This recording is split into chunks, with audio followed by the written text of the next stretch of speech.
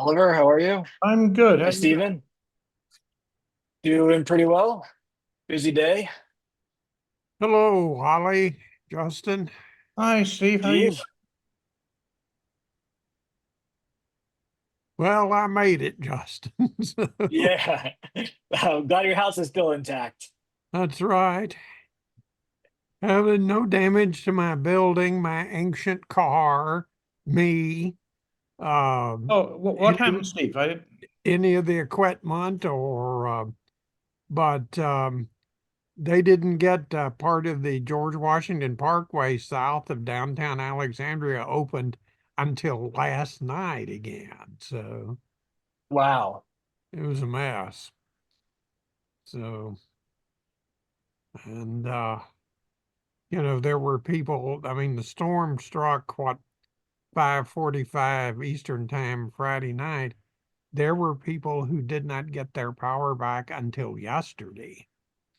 Wow. So, I mean, I felt lucky to have mine back by midnight the same day. So, That's almost like a hurricane situation, how well, long it they had to was wait. 80-mile-an-hour winds. So Wow.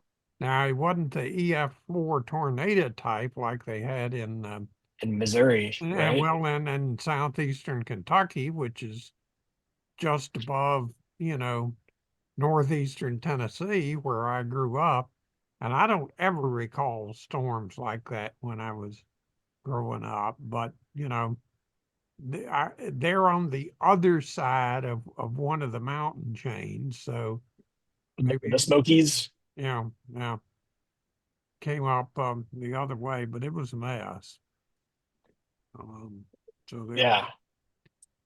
What it is. I mean, a lot of weather events happening in that region over the past few months. Yeah, yeah.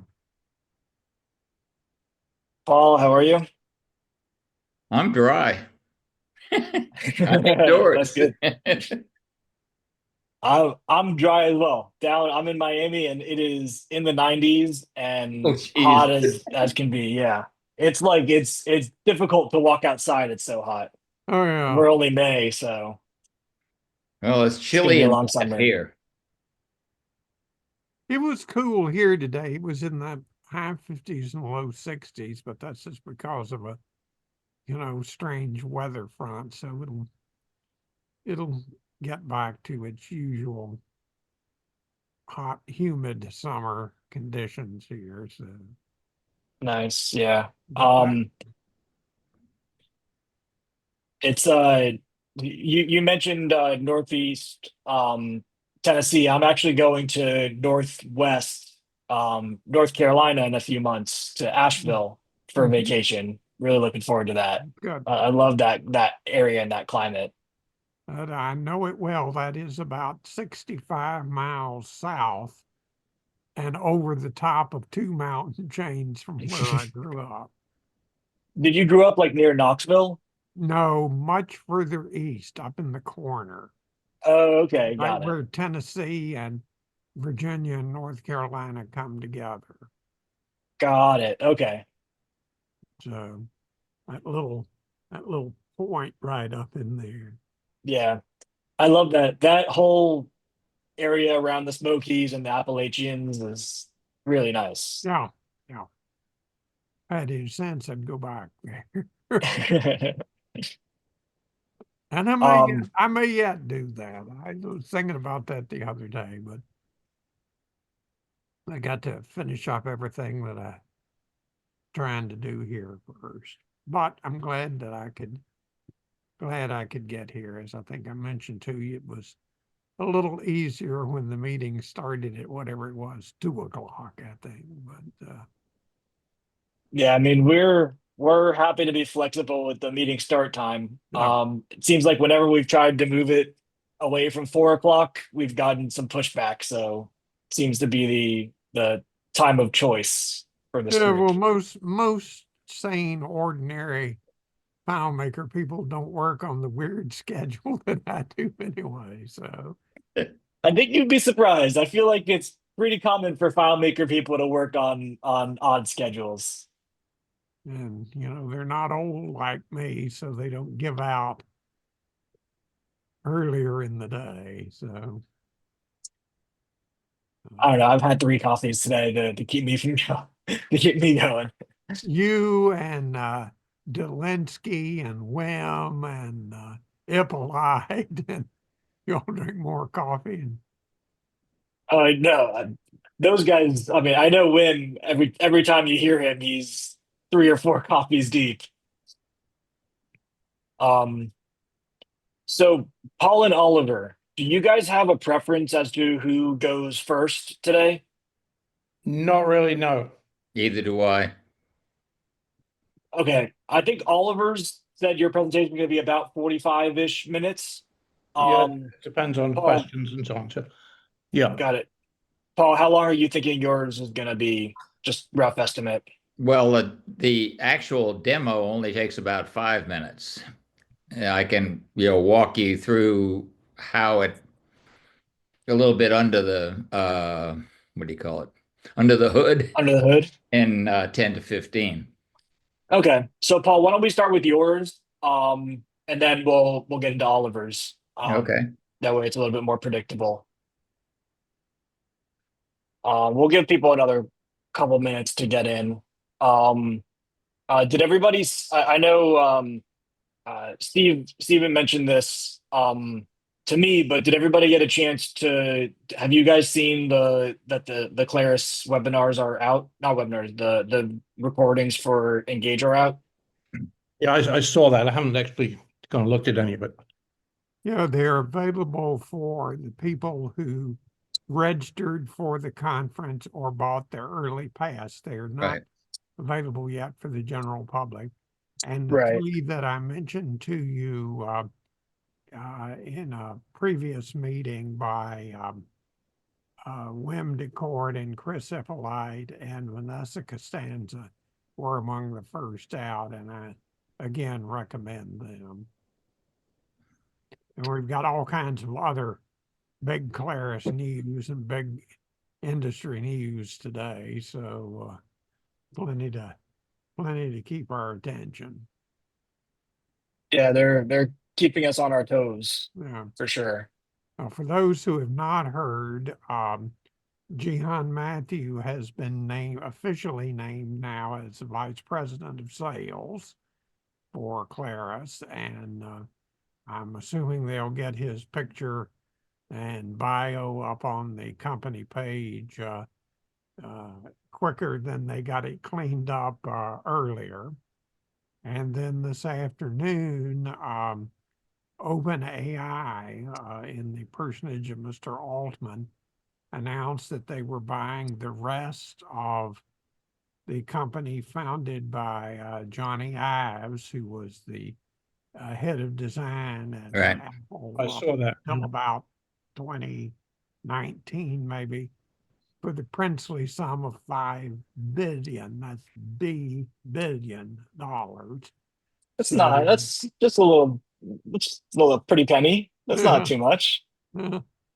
So that the unfortunate byproduct of that is it tanked Apple's stock by about an additional 5% today. So we'll see what Is that the happens. reason?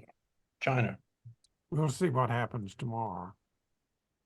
What's the connection point between OpenAI buying that and Apple?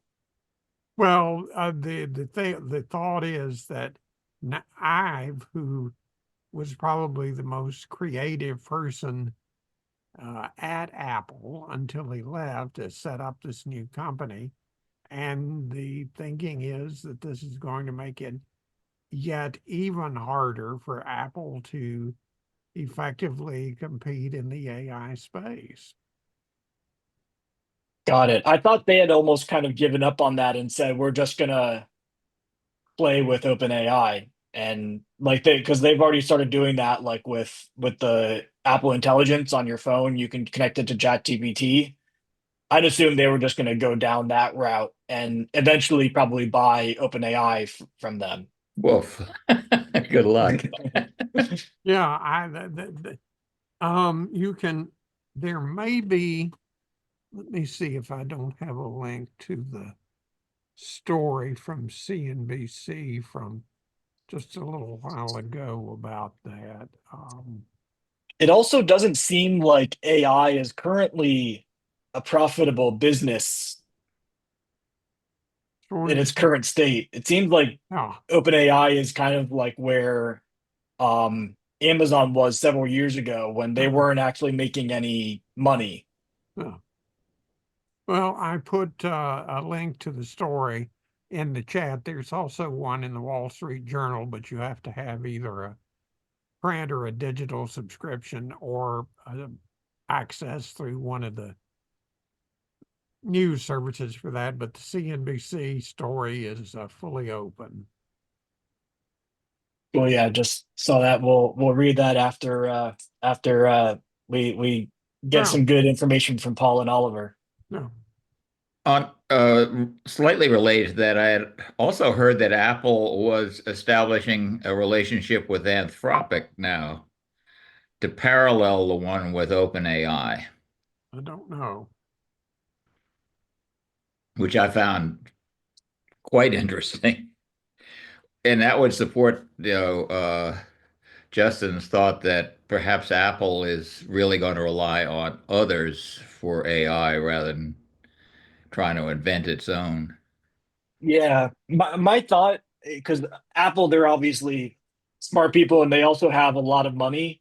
My thought is that they would partner with these companies like OpenAI and Anthropic until AI it proves itself to be a profitable business model, and then they'll just buy one of those AI companies and turn that into Apple AI. I thought I That's read somewhere that the chips they have are not very good for AI on compared with the NVIDIA chips, because the NVIDIA chips do multiple strands, many multiple. But I heard somewhere they're trying to work on chips that will work for AI of their own. Yes. And yeah. All right. Well, shall we get into the presentations? Paul, would you like to kind of get Sure. started on it? Let me see. I'm going to give you a short uh, demo first. Let me see here.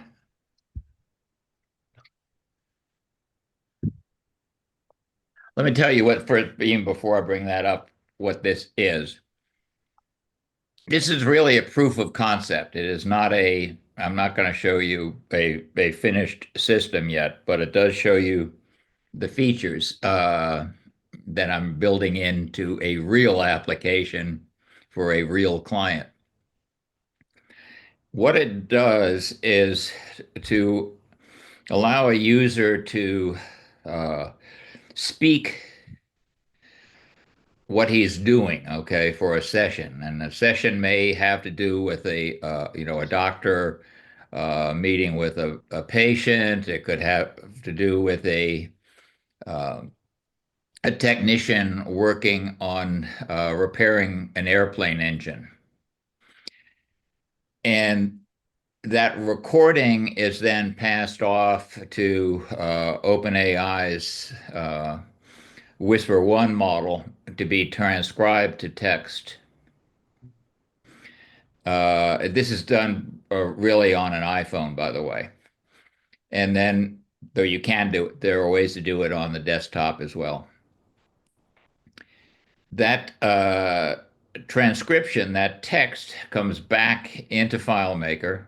It then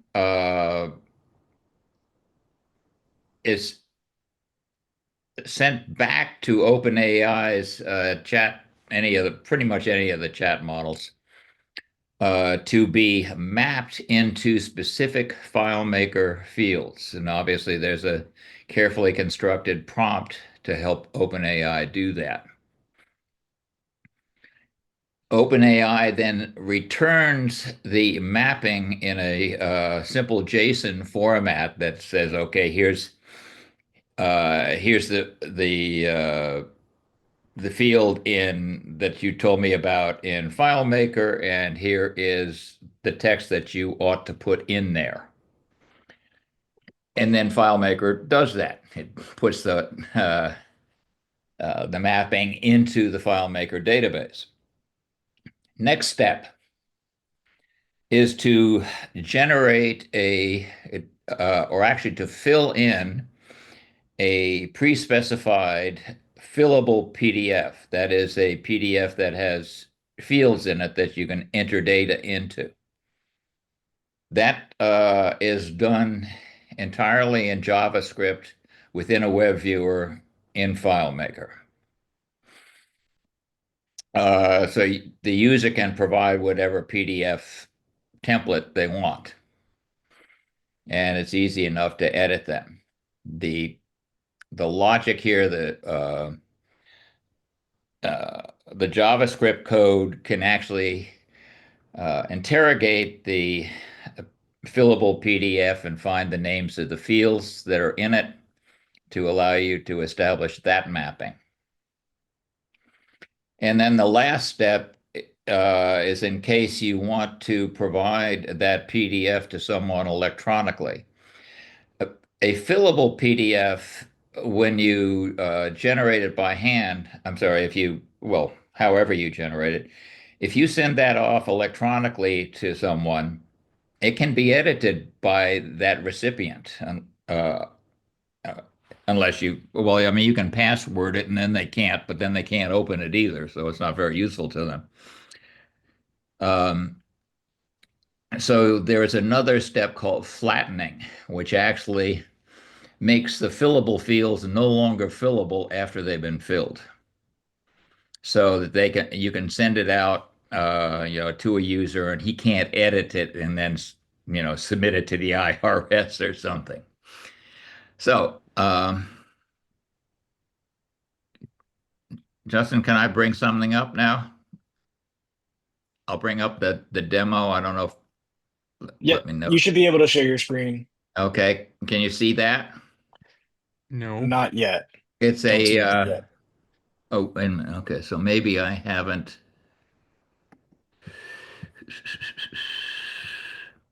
Do I have to click on share? Yeah, you have to click on share and then pick the screen you want to share. I'll give you the desktop. How's that? Perfect. Can see it. What am I seeing behind here? Oh, I'm seeing the CNN thing. Okay. This is just a quick time. It is a video of a iPhone session using this app. It is in real time. This is not speeded up in any way.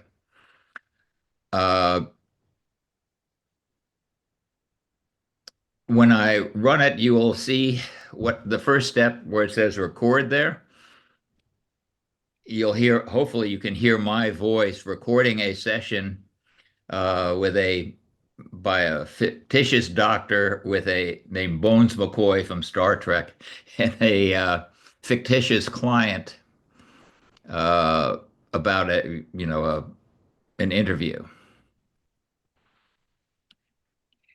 This app is a proof of concept. The purpose is to enable a user to create a voice recording of the minutes of a fictitious office visit between a doctor and a patient. Next, convert that voice recording to editable text and then analyze that text to automatically fill fields in the database. And from there, automatically fill a user-supplied fillable PDF form and display it. When run on an iPhone, the user can create the recording directly within the app. On a computer, the recording must be made using a utility such as QuickTime on a Mac or Sound Recorder on a PC. Now I'll tap on the record button and speak my notes of an obviously hypothetical session between a doctor and a patient. This is Bones McCoy, and the patient's name is Alex Forrest. Today is April 11, 2025, and the time is 2:30 p.m. Her insurance company is U.S. Healthcare. The patient came to my office and expressed her concern that she is obsessed with rabbits. She continued saying that she has dreams about them and often sees them lurking and hopping outside her house. She just can't get them out of her mind. My evaluation is that a partial lobotomy of the occipital lobe is indicated, and that would alleviate her condition. I also suggested that we schedule another appointment next month.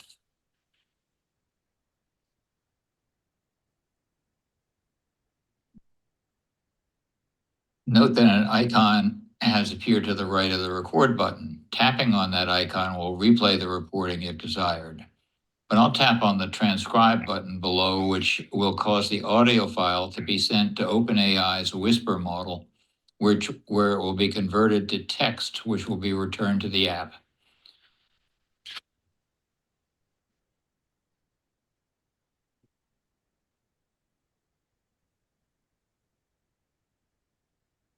Tapping on the icon, which just appeared to the right of the transcribe button, will display the returned text.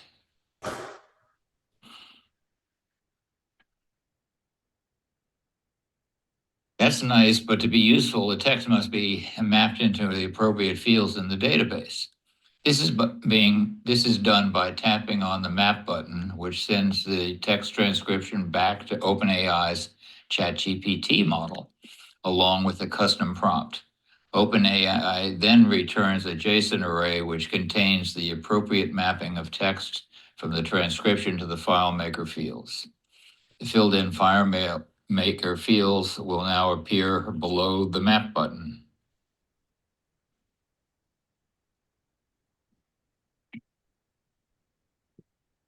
The next step is to tap on the Create PDF button, which utilizes a JavaScript library to fill in a fillable PDF with data from the FileMaker fields.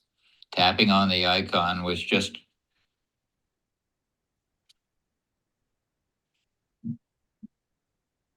there's the PDF. Tapping on the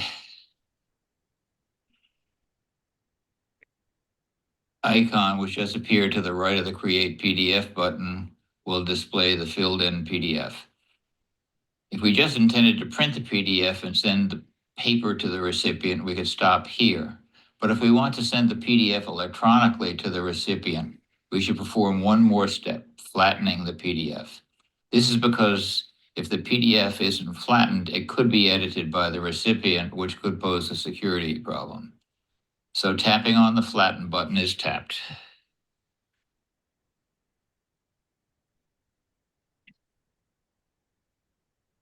The icon to the right of the flatten button contains the non-editable PDF. You can tap on that icon and see it. And this version is not editable. You can't do it. You can make it larger, but you can't enter anything into it.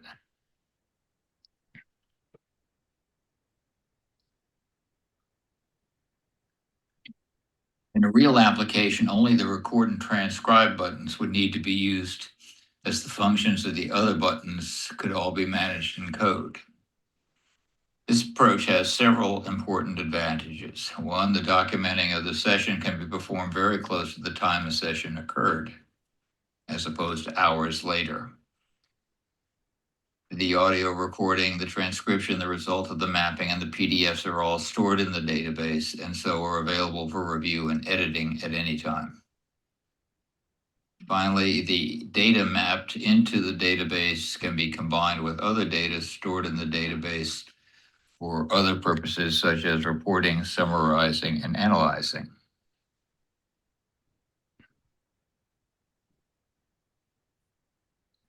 Okay. Again, what you saw was not speeded up in any way. That's just the way it was on the iPhone. Let's see here. This is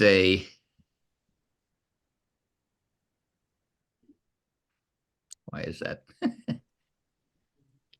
Okay. Make this a little bit larger for you.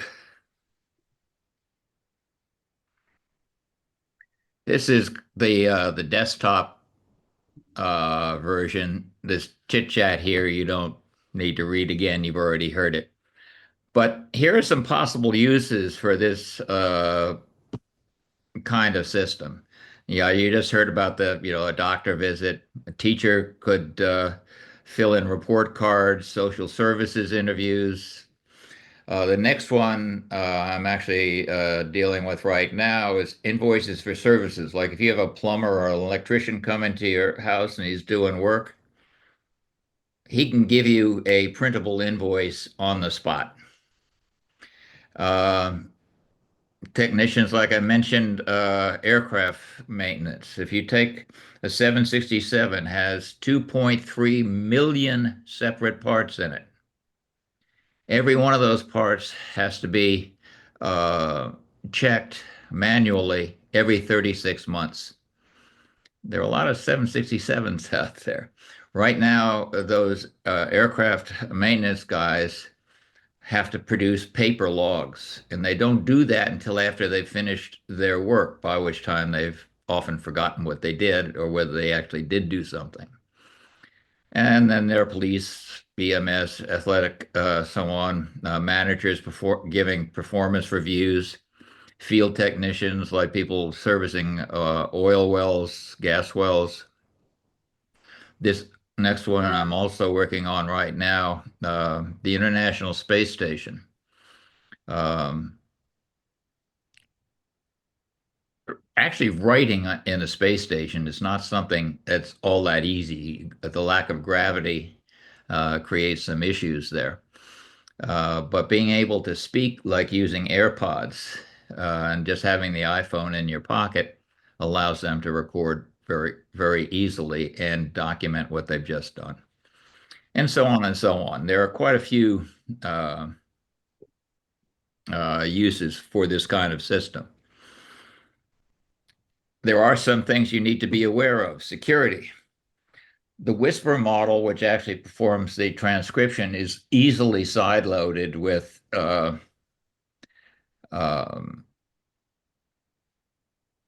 FileMaker or Claris, and it's not all that large. So that piece of the security issue you don't have to worry about very much. There is a second piece, though, which I use the FileMaker substitute function to get around, so that key pieces of data that you don't want to expose to OpenAI, like people's names, or if you're giving addresses or something like that, before you send the transcription to OpenAI to be parsed into the fields, you replace like the names with a phony, anything. I mean, just Cinderella or something. And then when it comes back, you just substitute back the actual name. The reliability, of course, does, like anything that you do with these AI systems, depends heavily on the quality of the prompt. And so that requires a lot of trial and error. This is just the large part. That, if you were using a desktop, you drag in an audio file there. Then you can go to transcribe. I'll let it retranscribe. This is actually happening in real time. Doesn't take too long to map that into fields in the FileMaker database. Not too long. Generating the PDF, that was it. Obviously, the generating of the PDF is happening in the web viewer through JavaScript, so it should be quick. Justin, something that you mentioned in I think when you were demoing the signature app a couple of months ago, you pointed out that you had to put little time delays into the code. Yes. That is universally required. It's required here too. And I still don't quite understand why it is, but if you put in like 1/10 of a second delay or 2/10 at most, it works. It's something about the way that FileMaker generates the page. it seems to generate the web viewer before it generates the rest of the page, and it's like you have to put a pause in to make sure the whole page is there first before the Yeah. web viewer gets rendered. I'm a little surprised that maybe Claris hasn't built that into the system, but okay. And then this last step is the flattening. That's how fast that went. And if you look at it, you'll see I can go into it, but I can't. If I see if I stick a, I can't even stick a cursor there. You know, I can't edit it, and that's exactly what I want. Okay, that's really the demo. How it's done underneath is not magic. I've given you um, the basics of it. You may be interested to know that there to create the original template or to edit it. Let me see if I have it here. I think I do. I use an online service. Adobe is really expensive if you unless you're a big company and you have it. But this one, PDF Filler, which is an online service, is quite easy to use. Here's the medical form here. You can create it. Here's the actual form, and you can see the fillable fields here. But if I come up here to the Add Fields button, it gives me a slightly different view of it. Here are the actual fields. Like here's a doctor, and there's the fillable field, and its name over here is doctor name. You can give it whatever names you want. The PDF code, let's see, I'm not sure I have that in here. It's called, sorry, the JavaScript code is called PDF Lib. It's free, downloadable, and really all you need to do is to put it in a container. It's a whole in FileMaker. It's a pretty complete system. You can do pretty much anything with it that you could do to a PDF, and you can even create one. Though I'm not sure logically why you'd want to do that in FileMaker. You could create one from scratch. It handles images, it handles QR codes, all of that kind of stuff. The only thing that you have to do is to produce code to call the right routines from FileMaker, and you use one of the JavaScript FileMaker callbacks to get the data back into FileMaker. But it's really very straightforward. So that's the story. And it does have a lot of uses, and that kind of technology has a lot of uses, I think. Yeah, and I think you've kind of combined 3 or 4 really interesting tools all into one process. Because I think just the Whisper tool of transcribing has huge ramifications and can be really valuable. And then also the mapping itself, mapping something that a paragraph to different fields and having AI do that is also really valuable. And then obviously creating the PDFs from an API or from JavaScript is really cool. And the whole flattening idea is not something I had really thought of, but it's something that could see a lot of value in. So you added like 4 5 things that are all individually really valuable into one process. Yeah, you wouldn't always. I mean, you can go to the PDF.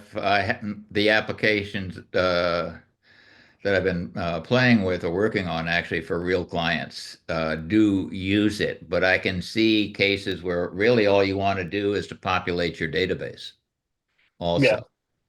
And then in FileMaker, then you've got your own reporting mechanism and analytical mechanisms. Yeah, and also there are probably plenty of situations where you can just build a layout and have the layout create the PDF for you, for the situations that work for that. Um, yeah, you can. It's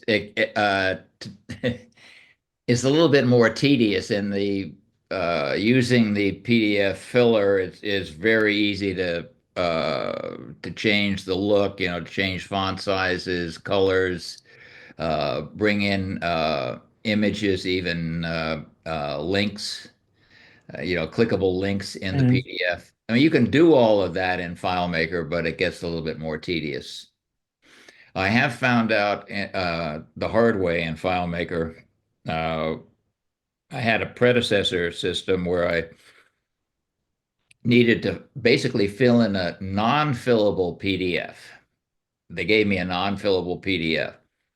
And so what I tried to do was to use the blank template that they gave me as the background and overlay FileMaker fields on it. And while it looked fine on the screen, when they went to print it, everything was out of whack. The fields didn't print where they appeared on the screen, relative to the text that was in the background PDF. And this gets around that. You print one of these, it prints exactly the way you see it on the screen.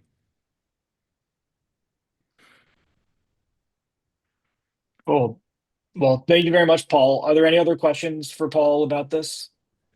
Just a comment. I've been working with my nephew, who's a dentist, and very frustrated with the way his office runs things because when he takes notes for a case, it has to be converted into the correct wording for the insurance company to get it paid. And it has to look up. There are specific ADA codes that have to be written out. Right. And it's very easy to get it wrong or do it sloppily, and they don't have a system for that.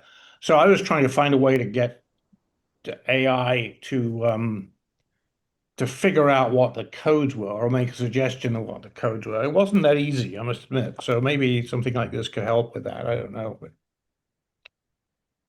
Well, you would have the AI system available to you for that purpose. Actually, Google just announced, in their most recent uh, conference, a capability of providing their system with only the documents you want it to consider. So That, you could actually provide it with your coding table. I might And look at that actually, because the ADA makes it very difficult to get hold of the coding table. Some insurance companies publish it. I managed to sort of get some AI to read a PDF and reassemble it. It was quite complicated to do that. But if you actually want to directly subscribe to the live code list, you have to pony up for that. they really like to make it hard for you. They do, Yeah, that's yes. crazy. But if you have something like that, that is certainly something that you could do. I found it very difficult to work with Gemini and the various versions of it because Google keeps changing their APIs on you. And some of it's for security, and I think some of it is because they're trying to provide for future features. But at this stage, I can't have my clients having to come to me and say, "Oh, it's not working today because they changed something. Will you please fix it?" That's not a useful system. So I've had to avoid Google for this kind of stuff. I have found OpenAI is pretty good. Um, Claude is fine. The one I find the most useful is Mistral. Uh, there is one other system. There's a transcription system called Advantage AI, which is very impressive, actually. It actually allows multiple speakers, and somehow it figures out who's speaking at a given moment, and you can parse the communication into different characters, if you will. It still requires, building an appropriate prompt if you want to do the mapping. And it has one other problem, and that is that DeepSeek is the Chinese system. Yeah. That's the AI system that they prefer. And if you're concerned about security, you want to stay away from that. It might be fine for something like aircraft maintenance, but it would not be all right for, medical applications.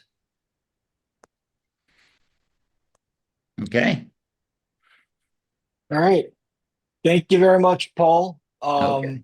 I think that this was really cool, and love to get a kind of a follow-up as you continue to build this more and grow on it. Okay. So I think now if you relinquish the sharing of your screen, we can pass it over to Oliver, who's going to be talking about some JSON stuff. Okay, I'm going to share my screen, and it's got some windows on it. Oh, someone else. Here. Okay, I stopped Paul's sharing, so you should be able to do it Yep. now. Okay, I'm sharing my whole desktop, and I'm going to minimize. Okay, so you should be able to see a bunch of, you move some windows out of the way, but just a bunch of windows. Okay. I don't think we see anything yet. We just saw a picture of you. Oh, hang on. So share. Sorry. Okay, I didn't click the share. Okay. Application windows. How's that? Okay, good. There we go. Okay, I got a big monitor, so some of the, if I can zoom in if it helps anybody. What I wanted to talk about was I've done a lot of stuff in the last month or two using AI to write JavaScript to use in WebViewer, something that Justin touched on earlier in the year.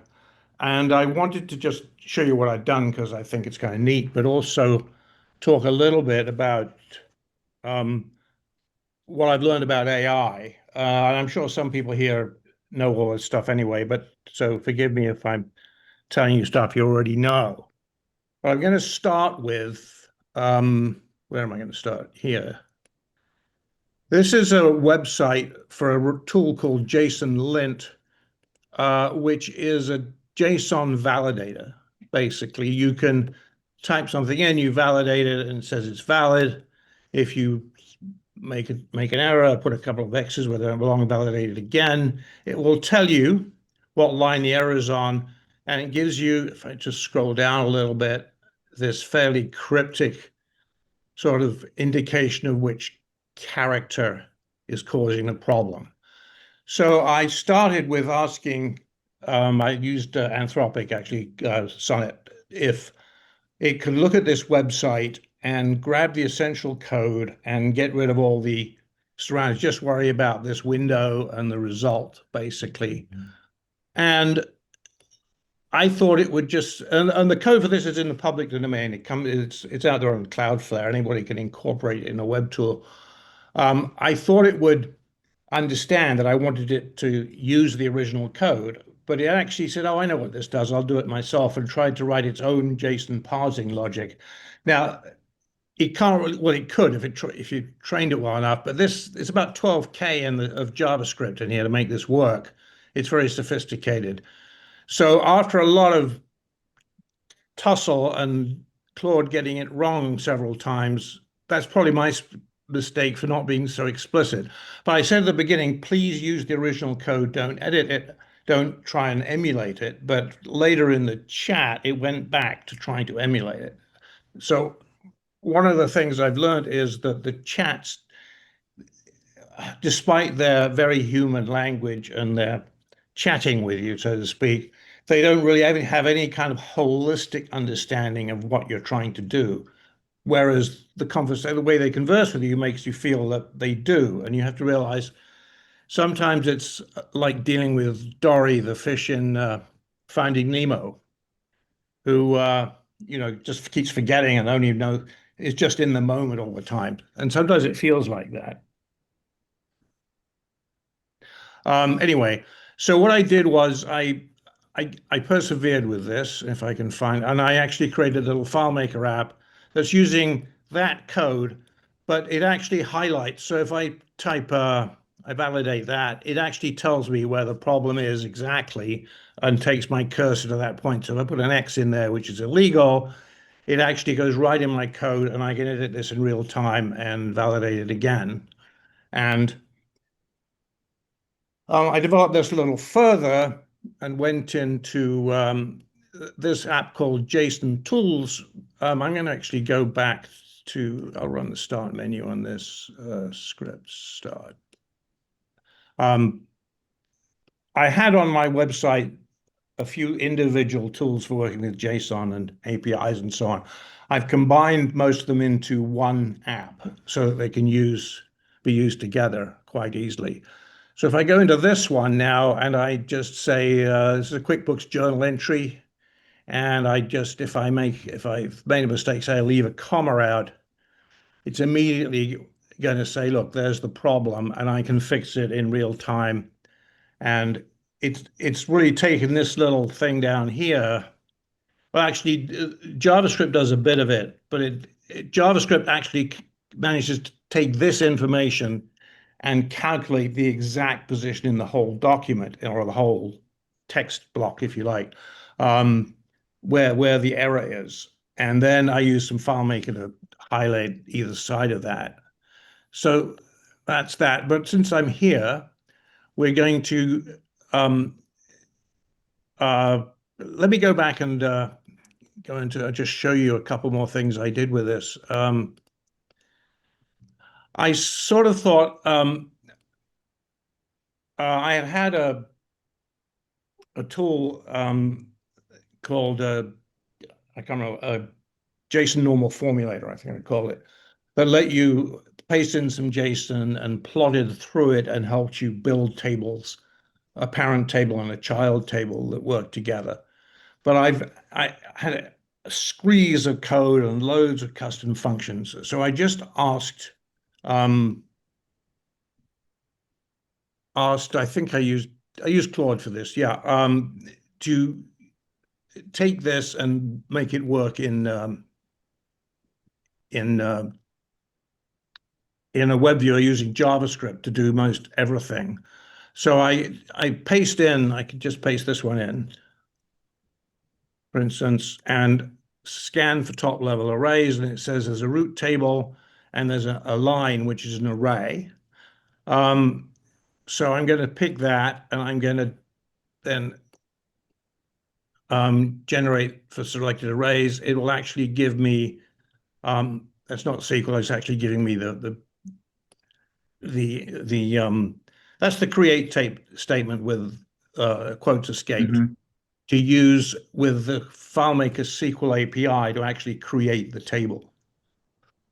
And if I go to the next step, it does a bit more. It actually generates the complete, but it generates the root table as well. Sorry, the parent table. So I now get two tables to create one for the invoice and one to create the line array. And the last one, I think, if I've got this, no, I'm going to go into the actual app and do it here now. So that's sort of the progression I was making. And going back to working with AI, you have to go one step at a time and test it and make sure that you kept versions, because you need to go back, because AI, once this gets very complex, can lose track of where it is. And you can ask it to fix something and it'll pick one code block where it thinks that's where you have to fix it, but ignore the sensitivity of another code block to how that one you're working on works, and it stops working. And then you ask it to fix that, and by the time you've gone around in circles every time, it just keeps spinning. It can't really keep in its mind what the whole structure is. Anyway, if I process this, it says it's got two root level elements. The journal entry itself had a timestamp. I can say I don't need the timestamp, and I can continue. And I can scan for top level arrays. I'm going to do this, and I'm going to create a parent table. Now it says, what is the primary key of the parent table? And it's got an ID number. And what it will do is when it creates this, it'll create an extra field for this in the target table in the JSON inserts table. So I generate those, and I can see here's my journal entry, and I can look at the details. There's a create table. It's got an ID primary key column added, and in this one, it's got a should have. Sorry, that's the insert statement to actually write some values in there for that. If I then click on the details for the line array, the line item array, it's got journal entry ID as a foreign key added in, which will pick up the values from the parent. That took a lot of coaxing with AI to get it to work, but I managed to do it. And then if I click on build, it's created those in a table, build the line array, and it says, do you want to save the tables in a file called QuickBooks Journal Entry? It's sanitized the name a little bit to make sure it can that can work in a file path to export it. And there it is, and I can save it and open it. And where am I going to put it? I'm just going to put it on the desktop. And it says, here it is. I can say there's my journal entry. There's the tables in this file. I go to manage database, and I look at my tables, and there they are. Journal entry, exactly, they're there. And it's done this creating and then opening a separate file, which I had banged my head around trying to do rather than writing them into the file I'm working with that runs this app. And it does it because I have a template file in a container field, and that exports it, that blank file. Well, it has some scripting in it, but it's very simple. It exports it to a location which is designated as an external data source for FileMaker, which enables me to run scripts in it and push these details as parameters, and then it imports it and exports it with a different name, which is how I managed to pull all that off. It's a trick I figured out. Maybe you all know it. If you want to open a FileMaker file that's not with a script, that's not a designated external data source, you can import it into a container and re-export it with open file set for the export command. So that's how all that works. I'm going to go to something a bit more complicated right now. I've got a MailChimp. I don't quite know where this came from because I was working with the MailChimp API for transactional emails a year or so back. But this has got a very complex thing with 2 arrays and a bunch of other stuff. I'm going to click Start Over, and I'm going to process JSON, and it's got these 3 things, and it's a big object, so I'm not sure, what they're for or whether I want to keep them or not. So I can click upon Analyze, and this opens. I'll pause that again. This opens. This is a tool I demoed before, but it basically takes a piece of JSON and breaks it down, and it shows you what the 2 arrays are. I can close that one, and I can actually close everything if I want. So it's got one value, which is just the total items, which I don't need. It's got 2 arrays. It's got 3. These are constraints. I don't know whether I want them, but I can look through this and figure out what I really need. And I can say, I don't want constraints. I don't need the links. I don't need total items. I just need this one. And I can save a snapshot of that and pause that. And I've just got, I got it. Yeah, sorry, that's not working for some. Oh, well, I apologize. That didn't work, but it worked yesterday. But I can basically pick a JSON object, strip it down to the pieces I need, and paste it back in here. And then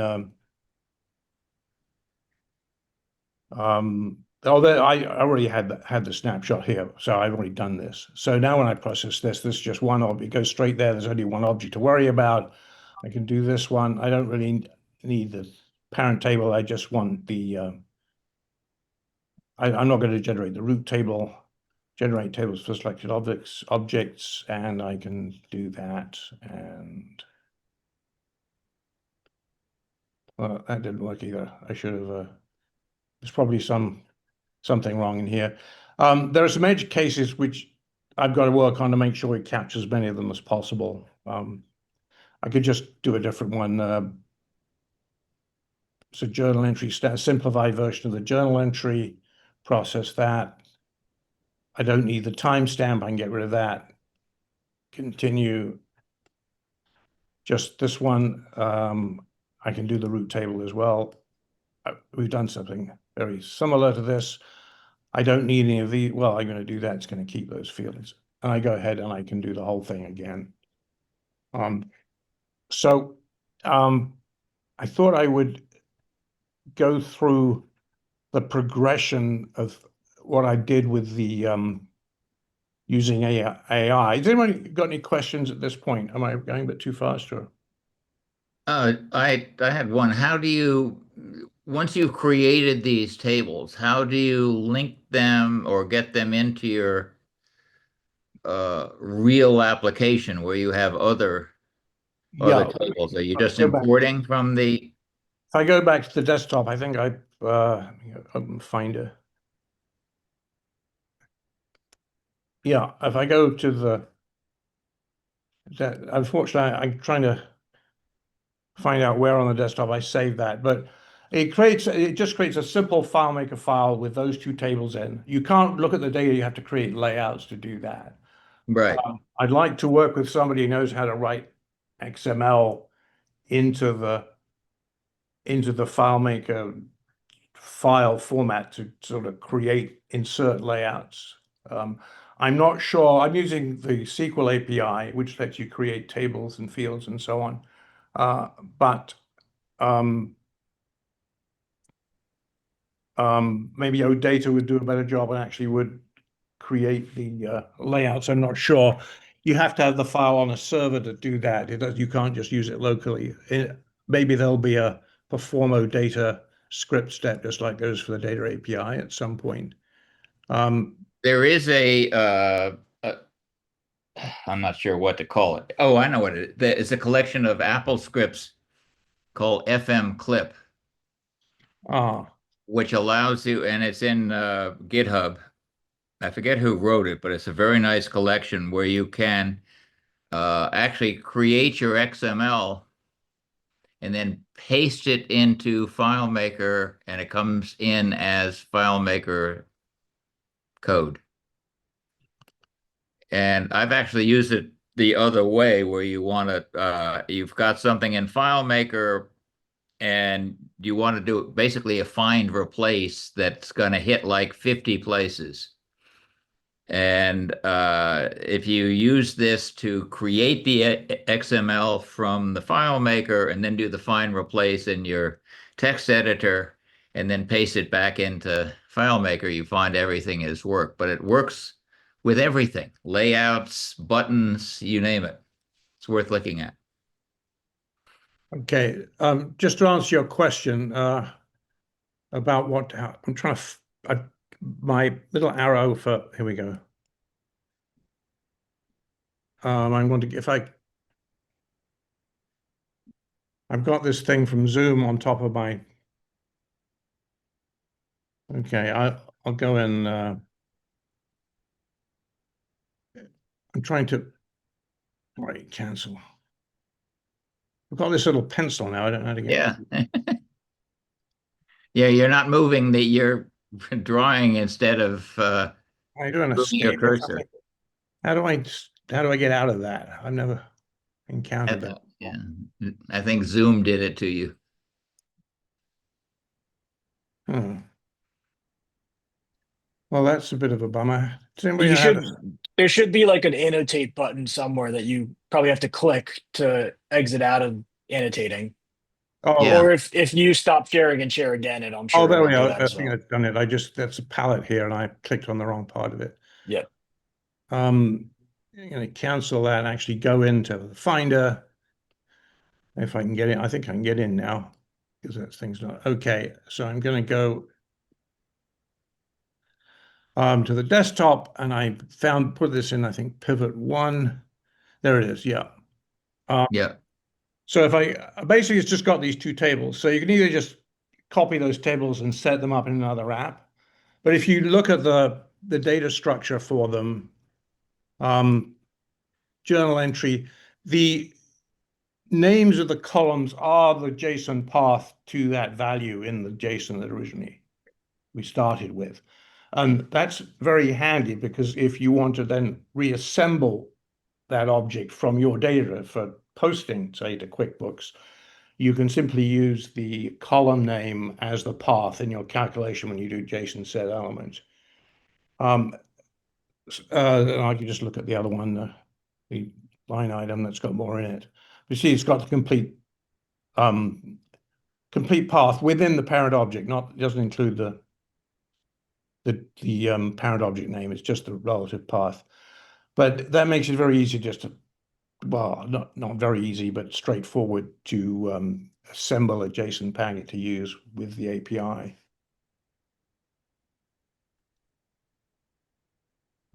So let me go back to, where am I?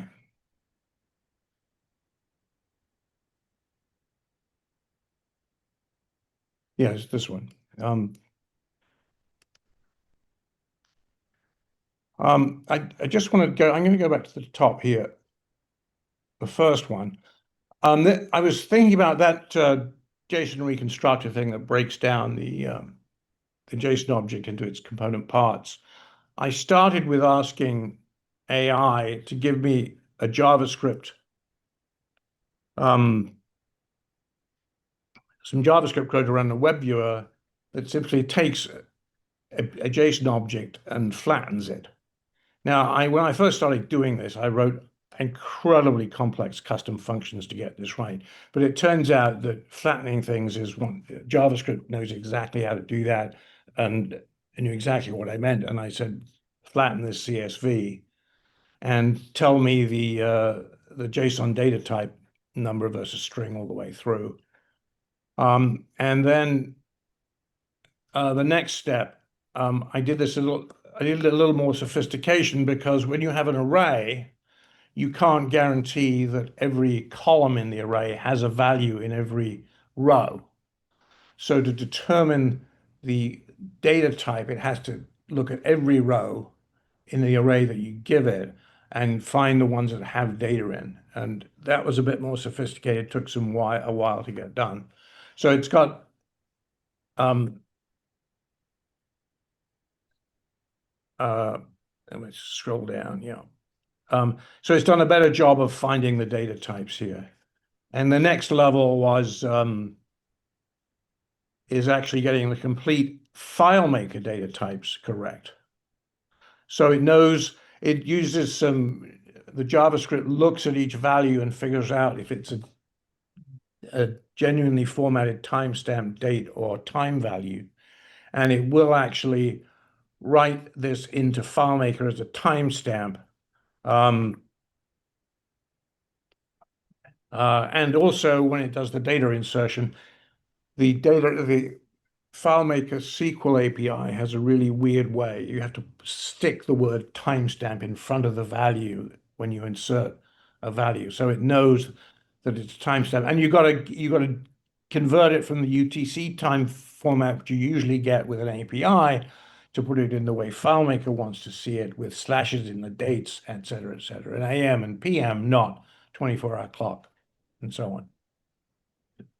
So that was the next step. Sorry, that was the third one. So then I took it and went all the way to here, and it took a while.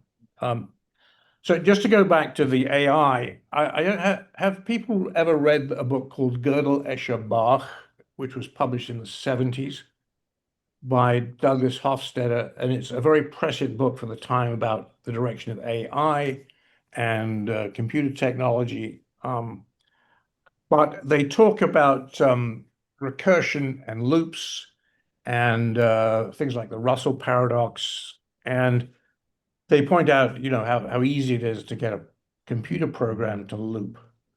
But he goes to something called strange loops, where you could have a piece of logical algorithm proceeding, and that's embedded in a meta level of thinking, which is embedded in another meta level of thinking.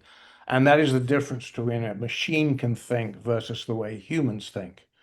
So when you're writing a piece of code, you are thinking about the overall structure, the project, where this is going to fit, your overall objectives are very holistically at the same time as working on a little piece of it.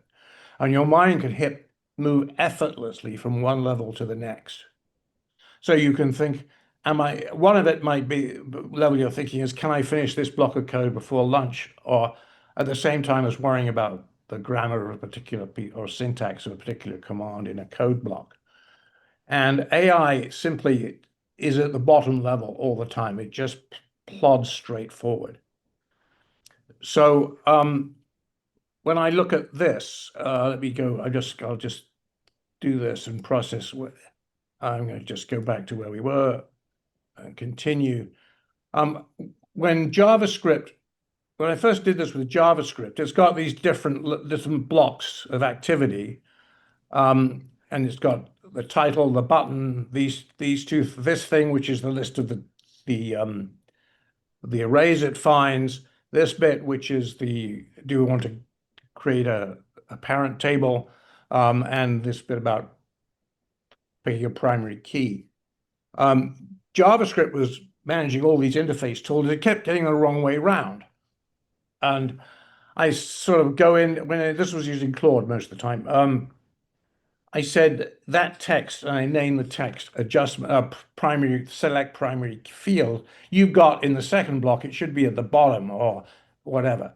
And it comes back and said, okay, I'll look out for that piece of text and I'll move it if it's at the bottom. So it's sort of, it's not looking at the root cause, it's looking at a way to fix what you said is wrong. And it's not very good at saying, he really means I should go back to the beginning and figure out why that happened. And you have to say, go back and find the root cause, just don't do a quick fix. And it can be incredibly frustrating at times if you're not. I mean, next time I do one of these things with AI, I'll be much wiser. Also, Justin pointed out, back in January, that you can do a web viewer to do something incredibly cool without knowing anything about JavaScript. You can, provided it's very focused and it's not trying to do too much at once. Once you've got multiple code, this is about it's about 20K of JavaScript code to make this run. It runs up. It doesn't really, it's not able to say, I've got to worry about the sensitivity of a change here to some other code block that's going to use the result of that. It can't. So unless you have a very clear idea of what the architecture is and which JavaScript function does what and how it's used, it's very hard. Just using the chats, which what I've been using to develop the code, to get the result you want. So anyway, JavaScript was doing all of this, and it kept getting it. I said, this is in the wrong order. Oh, it'll be in the right order now. Don't worry, I fixed it. And it hadn't. It was a different wrong order. So I said, wait a minute, why don't we write some HTML with some divs which actually set out the blocks where this is going? Just use JavaScript to populate each div with the results you want. And it said, that's a great idea, Oliver. I'm going to do that. And then it said, in fact, that's how people usually do this kind of thing. And I said, well, why didn't you tell me? Because there's a great comment about trying to read the support query Windows support, the Windows help on their desktop, that if you don't ask the right question, you won't get the right answer. And Oliver, I've also found that the GPT that you use vastly changes the quality of the results. okay, example of what? Can you give me an example of? I mean, I found that actually, yeah. So like when I chat with like GPT 4.0, which is kind of it's the basic GPT that Yeah. ChatGPT gives you, and I asked it, for example, to repeat back to me everything I told it, it could not do that. It just would not repeat everything back to me. It would repeat like 20% of what I asked for back to me. Then I started using, I think it's O3 or O3 Mini, Yeah. which is the one that's specifically like for problem solving and coding. And when I started using that one, I found that it would give me 100% back of what I asked it for. Yeah, I found both of those useful. Um, Once the code block I think you said don't keep uploading the entire code block. Have it do patches for you and you insert them. Yeah, generally what I like to do is I continuously give it the whole code block, but I ask it only to give back to me the pieces that I want it Yeah. to give back to me. I found that just generating the whole, I don't see why this is so difficult for it, but just to print out, even if it's 30K in a window, I mean, I don't see why it can't just give that to you. You see it writing it out line by line. I don't quite why it can't do all that server side and just give you a file, as opposed to have to copy and paste. Maybe future versions will do this a bit better. I'm But it sure. also could hang up trying to do that. Yep. And I said time limit on the code module has expired or something. And I said, I'm getting this error. He said, don't worry, that's just temporary. Hang on a minute, and I'll just come back in 5 minutes. It'll be fine. And it wasn't fine. And No, it'll never come back. no. So what I took to doing is when I got a working version, I was pretty happy with. I basically took that and asked it to summarize the chat up to that point and also look at that code again and write out a sort of a documentary. It's quite good at explaining what the code does. And then starting a new chat with that explanation and the latest version and then continuing. But I'm trying to look at using VS Code with their plugin. And I don't know enough about VS Code, so I'm going to work on getting better at that. Anyway, just it is frustrating because it talks to you as if it's a human being, and you can just get seduced by that. And you get the impression. It also says this is a fact when it's just about concluded it might be true, as opposed to is 100% true. It doesn't qualify anything it says with how certain it is about it. I actually took the whole of this code and took it out of Anthropic and put it in ChatGPT and said, can you look through this for organization of the code, proper notes, whether it's efficient, whether there's anything redundant, and but maybe reorganize it for me so it looks a little more professional, because I had so many iterations with Claude. And it said, here, I think you've got this piece of code it's not referenced, you can take that out. And I think the other stuff you've got is not the JavaScript functions are not grouped together by the kind of functions they perform. It would make sense to do that, make it easy to maintain, etc. They did all that, and then it wouldn't run. So I then said, oh, well, and then I tried to get it to fix it. I tried and tried and tried, but I ended up working back to a working version, and it hasn't really had all that professional commenting put in it where I wanted. But you live and learn, I suppose. But it's just I think there's something coming along called AGI, which can operate at more than one level of thinking at the same time. You can have, I suppose, if you took the APIs and worked in Claude, but you have every reply that comes back, go to ChatGPT and ask ChatGPT not to worry about the content, just if Claude's on the right track, not on the right track, let me know and change or something like that. But it needs to. I think there will be future iterations of these things that work a little better in that sense. But in terms of worrying about whether ChatGPT is going to take over the world and run humanity for us, given the size of the computer that you need to run this at a reasonable speed versus to do what a human mind does in less than a cubic foot of space, and then we've got, I don't know how many billion human beings there are versus the number of those machines. I don't think it's going to take over the world.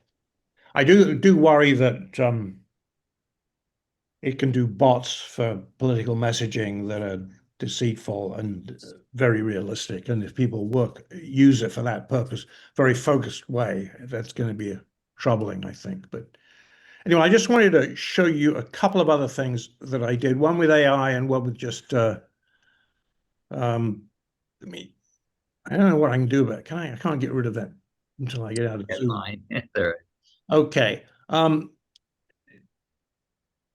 first thing is I tried to find ways to do pivot tables with FileMaker using JavaScript things. I worked on that. But in the end, nothing beats an Excel. At the moment, I don't think better than an Excel pivot table. So I worked out a way to make that happen. It says, where am I going to? I'm going to go up to the desktop and I'm going to a folder called Pivot 2. And I'm going to say that's where I want to put this. And I'm going to just confirm it's got, this is a set of financial data about a client of mine who runs youth sports clinics all over the Northeast. And it's got the data is pretty fictitious, by the way, but in this sample. But I picked the columns from my table that I want to have it available to the pivot table, and I just export them. And it actually has opened, it's already set up the pivot table to work with these things. So I can say what, if I want to say by region, sorry, I got to click on one of these. I'm going to click this one. And you put it in there, and I go into columns by year.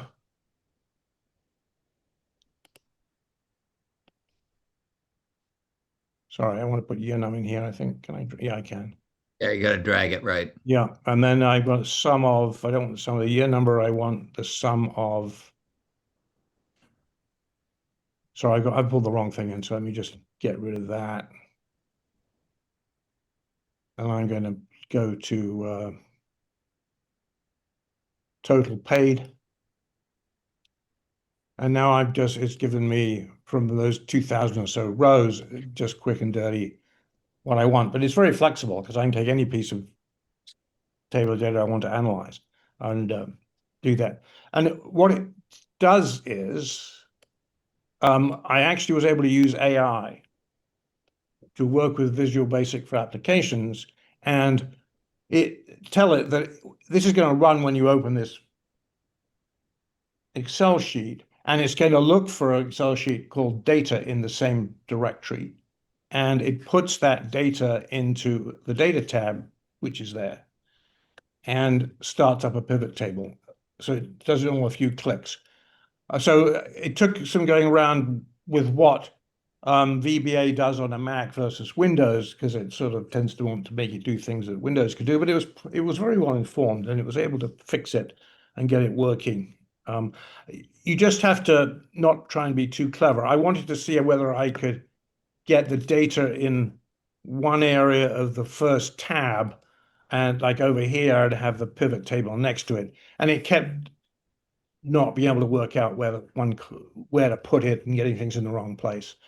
It is a macro-enabled worksheet, and you may want to disable macros and just save it as a regular XLSX item. The other thing is just with one custom function, two custom functions. I'll just show you what they are. One is converts FileMaker dates and times to UTC, and one creates a table record as a list of JSON value pairs. And then a simple calculation assembles those JSON rows, if you like, into an array for the whole found set. And so I can click here. Let me get back out of that. And found sentence array, it's there, and all 2,000 or so of these are actually in this thing. If I scroll down fast enough, far enough, they're all there. And you'll notice that timestamps have converted to UTC. It even looks at UTC time versus your clock time and figures out how much to offset it. So these are actually UTC time, not local time, which is probably what you want for using an API. So that's one click. And both of these buttons, you have to add a column here, a couple of columns in this table. A summary that makes a list of the individual rows, and another calculation that takes that and builds a JSON object out of it. I tried to use the FileMaker make array, and I think I can do that, but I haven't. It'd be a little more elegant than the way I did it. But anyway, there we are. Any questions or comments? I did something a little bit like that, except I using Office 365 through a web viewer, so that the Excel actually showed through FileMaker. Oh, I guess we could do that. Yes. Because my client didn't like having to switch between apps and not being sure where he was. Did you use the online version of Excel? Yes. Okay. Yeah. You can't run Visual Basic in that. But there might be a way to do it, I suppose. There is. Oh. I tricked it by going, this is going to sound a little weird, but I used Claris Connect to send the data up to a Google Sheet. Oh, really? And then you have a formula in your Excel sheet that pulls that table. Wow. And that works. And now that they've kind of bundled Connect, at least a basic Connect license in with your FileMaker or your FileMaker, server licenses, it's pretty easy to do. Oh, that's interesting. Well, I've written I mean, some of the data in the software client's app is in MySQL, and so I was able to write a query in Google Sheets to actually pull data directly into a table. And you can just press the button and it brings in live data. But that's a little different.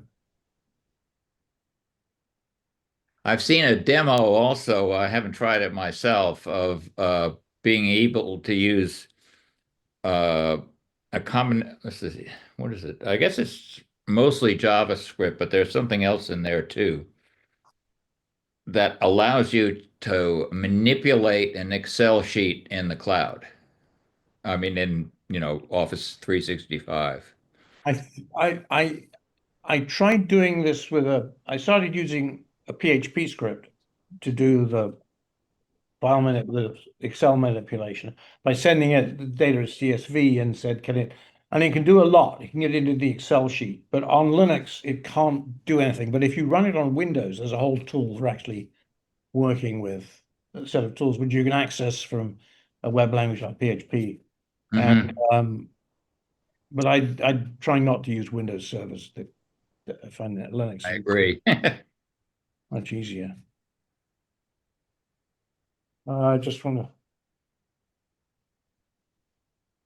to Pivot table example. Oliver, I had one question going back to the beginning where you were showing finding errors in the JSON. Yeah. How did those errors get in there in the first place? Well, sometimes you end up composing a JSON object and actually type some of it in. So if I copy this out of an API documentation, there shouldn't be any. Right. But in case you've actually tried to compose a piece of JSON yourself and you've made a mistake, or you try and edit something to take something out of it, and it's very easy to make a typo. Okay. So and I sort of, because I could, part of it as well as well.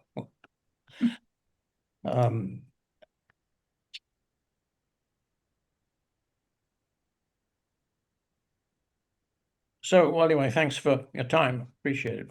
Thank you. Okay, shall I stop sharing? Okay, there we go. All right. Thank you, Oliver. And Paul, thanks for presenting today.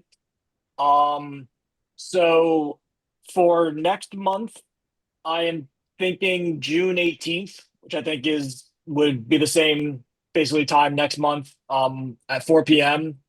I'm not sure if we have any, I know around that time is normally when we'll do kind of the review of the Claris Engage videos and kind of see what everybody's favorite videos are so we can all kind of figure out what videos everybody else should go and watch.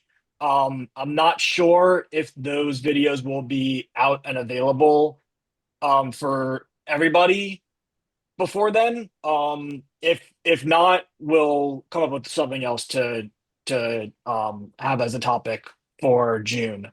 Obviously, if anybody here has a topic they'd like to present on for June, we could also do that. Not sure if there's anything that anybody here wants to talk about. If you want to send me a message afterwards and let me know if there's something you're interested in presenting on, be happy to do that. I've just developed a whole QuickBooks API interface for a client, using a lot of AI and a lot of the tools I've just been showing you to do it. And I could share, without taking too long, how that went and the way I went about it. But also, one of the things you can do with JavaScript in WebViewer is things like set up a payment portal to have people pay you in your Stripe account, for example. And you can actually put that in the client app. So when you have a bill, they pay you directly. And you could do a Google Maps API to look at GPS data for a list of people and maps of where they are and stuff, and do that in a web viewer. And you can get the JavaScript to do that. That's very widely done, and so there's a lot of code out there for doing that. But one of the things I didn't do it, but I said if I give you an invoice ID, and I have you have to have an intermediate web cloud service and connect. You can't well, you can if you fake it, but you can't go directly from a desktop application to QuickBooks. You have to go via a linking thing. It's a security thing. But it can set up that for you, and then you can just say, here's the invoice number, get me a PDF of that invoice, and put it back, give me the base64 string for it, and put that back in the FileMaker. And it'll probably do that pretty quickly. Now, I didn't use that, but I might just experiment with how all that goes. Cool, yeah. Oliver, let me know if you have something prepared. It doesn't have to be for next month. It could be for the month after or the month after that, and we can kind of figure that out. Okay. Well, yeah, we'll keep. Well, yeah, I'll let you decide when it's appropriate, but it's kind of cool. Okay, cool. Again, API helped me a lot with that. It wrote all the PHP for me. I did. Nice. It sort of said, I want to. You need to get the tokens to run with the API. You have to log in and get them, and it gives you it asks for a web folder, if you like, or a web app. It can hook you back in and feed you back those tokens, and then you can use them. You can't It has to all be indirect. It's much more complicated than most APIs that way. But Right. it knows that, and it'll set it up for you, can make it look nice and make it very straightforward. Cool. Okay. Justin, there is one thing this is not something I could present, but I would like to hear about it. If you Okay, know yeah. how to do I'll it. take topic ideas as well. Go ahead. They had this app at Engage for it was the Engage app for the iPhone. Okay. And one of the features it had, which I found fascinating, was the ability to kind of update itself. Not just the data, but the actual functionality. And I would be fascinated to find out how they did that. Or did they cheat? Okay. I can reach out to the guys who put that together and see if they'd be interested in coming on and explaining that to us. It was a very impressive app. Yeah, I agree. It also had some localized mapping functions in it about, wander around the building. Yeah. I thought I saw that they released a blog post or a video about the creation of that app. I wasn't seeing it in a quick search of my emails, but I think they did post something about that. Okay. Well, we'll Raven, maybe we can try to do some searching of the interwebs to try to track that down and see if there's the question that Paul has, the answer to Paul's question is in that. They must have had some sort of data separation model to be able to do it. Otherwise, you'd lose all of your personal I believe there data. was a post on the community, I'm not sure in which forum, specifically about that. I'll search there. About that application. Raven is correct about that. I'll see if I'll poke around in there and see if I can can find something. That's good. Okay, so what date did you give Justin? The June 18th? 18th. Yeah, Yep. that's good. All right. So we'll see everybody in a month on June 18th. If you have any other topics or things you'd like to present, definitely reach out directly to me and we'll get that scheduled. Okay. Very All good. righty. Thank Thank you you. very much. Again, Thank- Paul and Oliver, thank you very much. I thought both Okay. presentations were really great today. Well, thank you and welcome. Thank you very much, guys. Thanks. Thank you. Ready. Cheers. Bye. Take care. Bye.